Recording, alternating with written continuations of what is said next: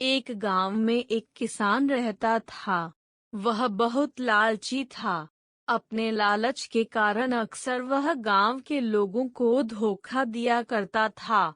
धीरे धीरे गांव के लोग उसका स्वभाव अच्छी तरह समझ गए और उससे किनारा कर लिया। किसान के घर में उसकी पत्नी और 2 बच्चे थे। गांव के लोगों द्वारा किनारा कर लेने पर पत्नी ने किसान को बहुत समझाया कि लालच छोड़ दे और दूसरों को अपने फायदे के लिए इस्तेमाल न करे, न ही धोखा दे। लेकिन किसान नहीं माना। तंग आकर किसान की पत्नी बच्चों सहित अपने मायके चली गई। किसान घर पर अकेला रह गया। खेत के काम के साथ ही घर के काम की जिम्मेदारी भी उसके सिर पर आ गई। वह अब भी रोज खेत में जाता और काम करता, लेकिन काम के दोहरे बोझ के कारण उसका काम प्रभावित होने लगा। गांव में कोई उसके साथ काम नहीं करना चाहता था और अकेले काम करना उसके बस में नहीं था।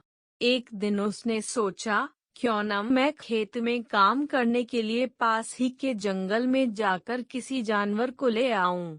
उसे थोड़ा बहुत खाना देकर मनमर्जी काम करवा लूंगा। अगले दिन वह जंगल गया और एक भालू को अपने खेत में काम करने का प्रस्ताव दिया। भालू ने पूछा कि इसके बदले वह उसे क्या देगा। किसान ने कहा कि वह उसे 2 वक्त का भोजन दे देगा। भालू राजी नहीं हुआ।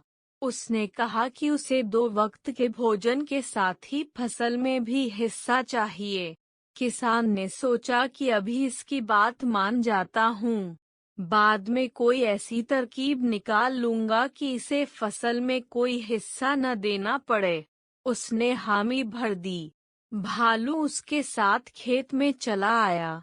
अगले दिन किसान ने भालू से कहा कि मैं इस बार जो फसल उगाऊंगा उसका आधा आधा हिस्सा दोनों आपस में बांट लेंगे। ऊपर का हिस्सा तुम ले लेना, मैं नीचे का हिस्सा ले लूंगा। भालू मान गया।